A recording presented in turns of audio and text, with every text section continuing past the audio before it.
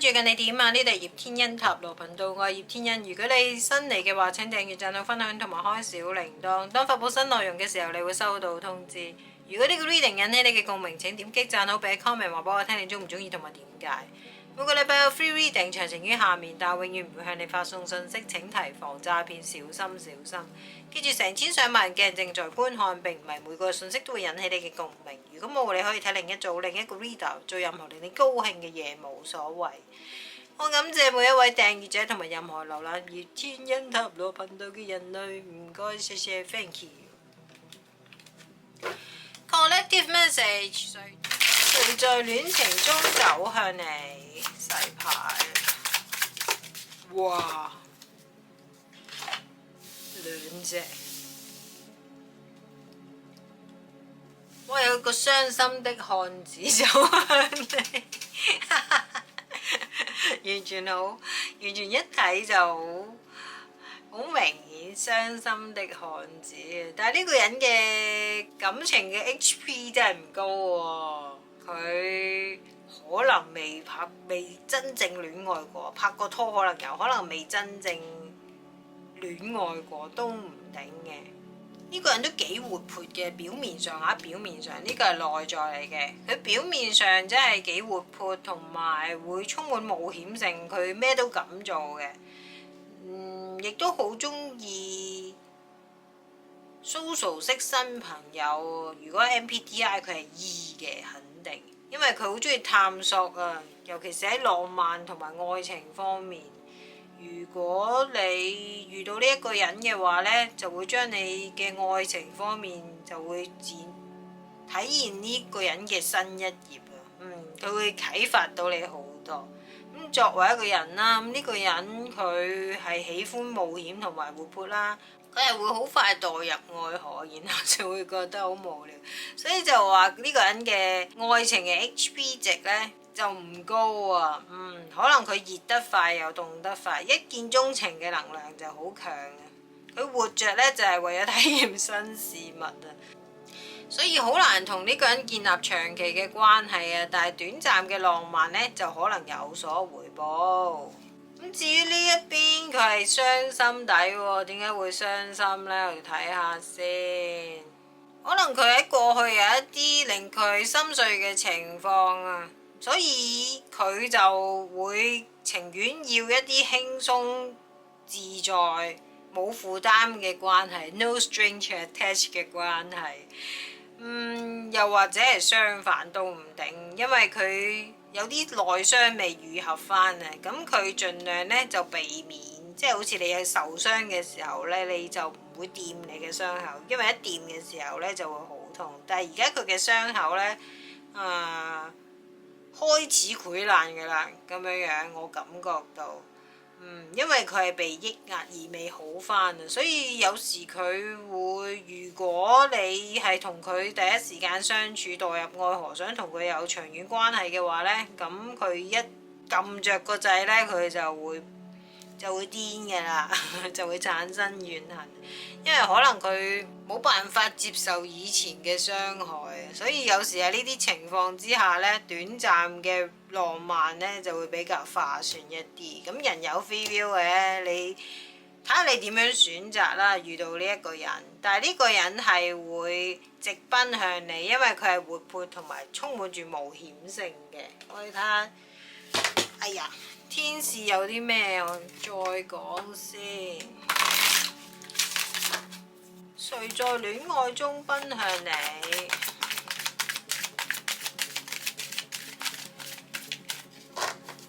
一個係傷心的。話冇嘢講，唔係啩？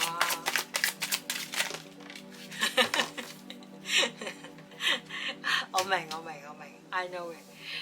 即係咁，天使呢就將會講出嚟嘅，但係可能你未必會想聽嘅。隨在戀愛中走向你嘅呢一個人係會帶到一啲好嘅 energy 俾你嘅，所以可能你遇到佢嘅時候，你心情好，懷悲崇高呢，咁你嘅錢財或者物質有進帳都唔定。而佢亦都會令到你有一啲問題係被解決啊，尤其是喺感情方面，可能你已經好耐冇戀愛嘅感覺啊，佢帶俾你一啲戀愛嘅衝動同埋激情都唔定，不過係短暫嘅。咁頭先都講咗啦。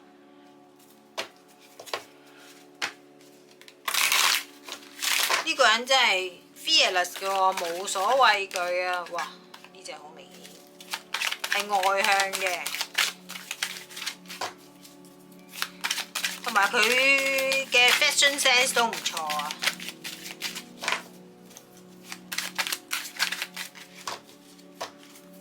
佢係中意 dress up 嘅。好，佢喺感情方面真係有好多嘢要處理，尤其是係財務方面。因為佢比較中意冒險啦，咁可能同以前嘅關係啊，或者係人類呢，有一啲錢財或者利益嘅瓜葛都唔定，又或者佢同以前嘅關係呢，有啲相依附嘅狀態，可能佢喺同你交往嘅同時呢，亦都同佢以前交往過嘅人呢有啲糾纏，或者係會 keep 住聯絡都唔定，咁你就要注意啦。真係比較唔成熟啲啊！呢一個人係成日都冇乜心裝啊，所以真係唔係咁成熟啊。佢係充滿住熱情嘅，亦都係好大膽，但係佢有時嘅諗法係好遠大啊，但係都係一啲假設性嘅嘢，亦都好抽象。佢畫到個餅係好大，但係如果要做嘅時候呢，佢就缺乏實際嘅行動力同埋經驗，加上佢係傷心啊個底。我哋睇下佢，哇，又關錢事喎呢個人。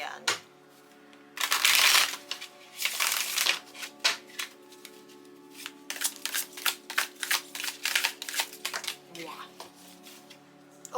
我明白了，佢係誰在戀情中走向你啊？呢個人係有好多選擇㗎喎。咁你就要注意啦，睇下佢係咪漁場管理員啦。而佢亦都好中意小動物嘅，又或者佢從事一啲服務，從事一啲同動物有關嘅工作，例如話獸醫啊、寵物美容師，或者係訓練員，或者係一啲總之同動物有關嘅嘢，或又或者係熊貓飼養員都唔定。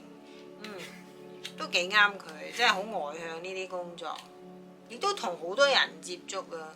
難怪佢容易俾佢自己嘅想法，或者係俾其他嘅選擇分散注意力啊。如果佢係冇好好咁樣控制呢一點呢，可能就會一來浪費提升自己內在或者人生嘅機會啦，二來可能就會錯過一啲真正可以發展到長遠關係嘅感情。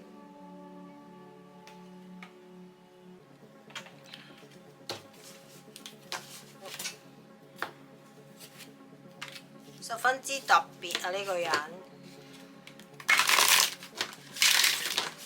誰在戀愛中走向你？呢個人真係幾多 option 啊，好外向啊佢。不過佢真係要做好 control 呢一樣嘢。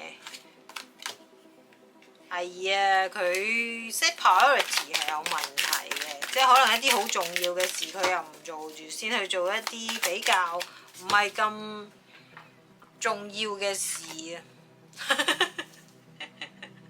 我明白，我又明白咗一樣嘢。誰在戀愛中走向你？呢個人佢嘅主次唔係好分明嘅，佢需要真係喺管理方面咧要加強多啲。點解佢喺感情方面理財係要處理？因為佢一路以嚟都冇乜概念同埋觀念，可能你會覺得佢係有正職，亦都 suppose 係會有一定嘅經濟基礎啊，但係佢嘅理財嘅成績表真係唔係咁好。如果 spiritual 嚟講咧，佢 self care 做得麻麻地，甚至乎係冇做到啊，所以就有一個傷心嘅出現。如果佢可以做好嘅話咧，佢嘅經濟咧隨之而就會好返好多。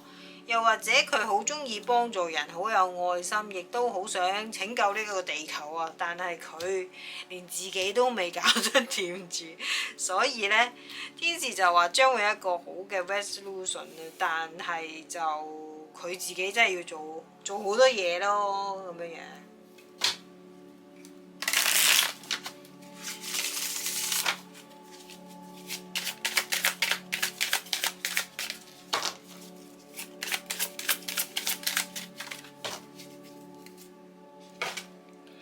Oh, choose love。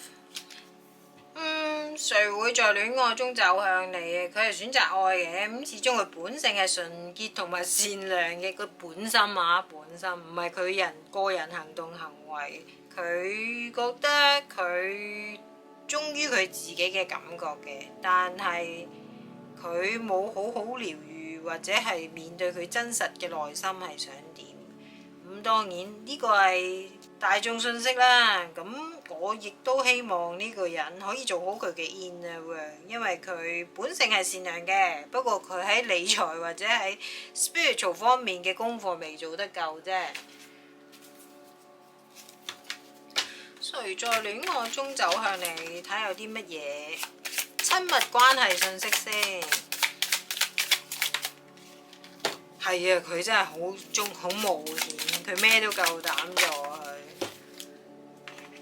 如果你係一個保守嘅人呢，佢會帶領你，佢會唔係帶領，佢會引領你去一個新嘅領域嘅，因為佢真係好中意探索 explore 啊，尤其是喺親密關係同性方面，佢會又唔係前衛嘅，即係佢係好多嘢好想做嘅，亦都想同佢中意嘅人一起探索。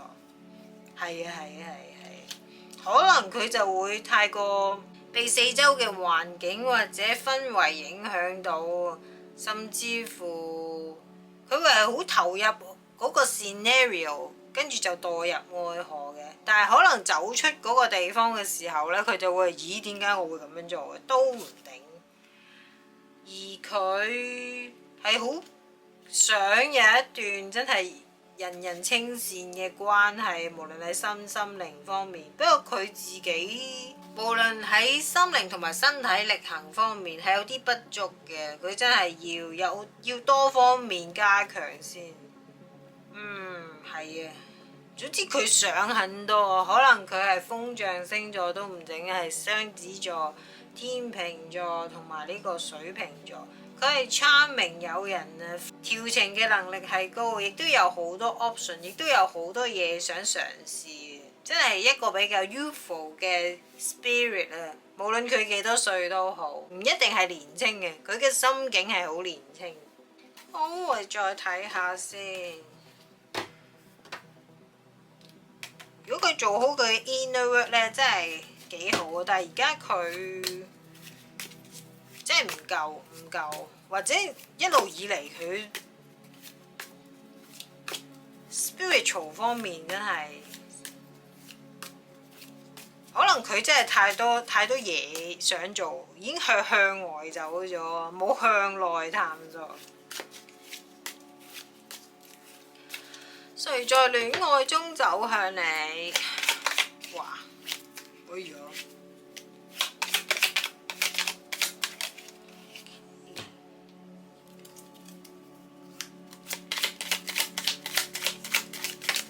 哇 ！OK， 夠。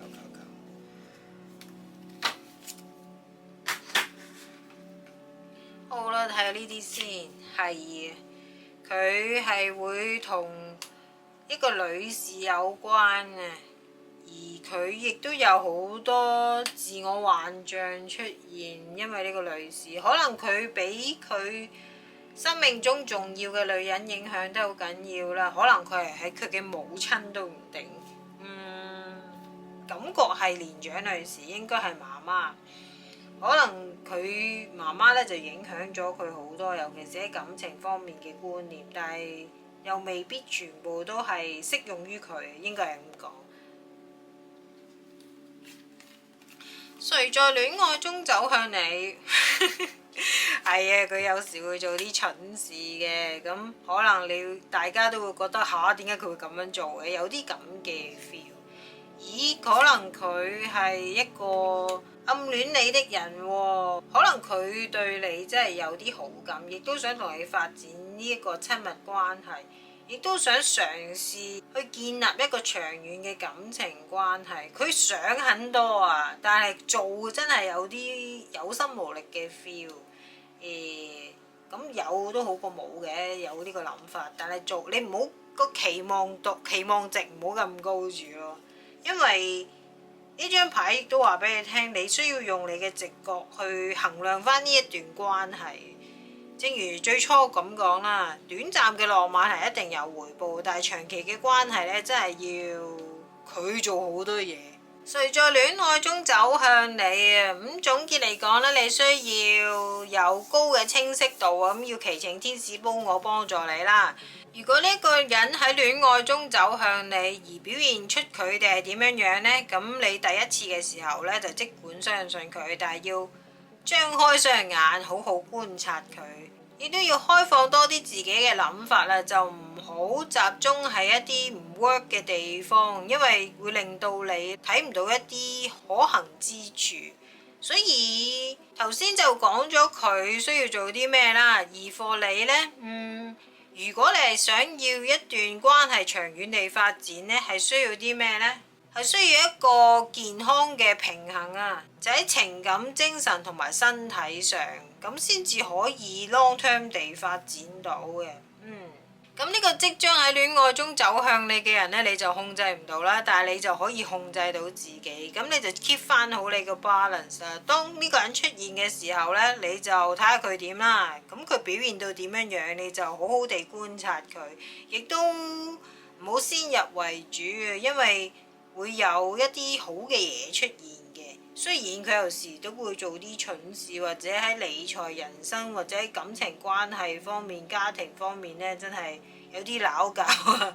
但係佢本性都係善良、充滿愛心，對動物有一定程度嘅喜愛啊，或者係從事呢方面嘅行業。但係佢個人呢，真係比較外向，亦都幾多 option。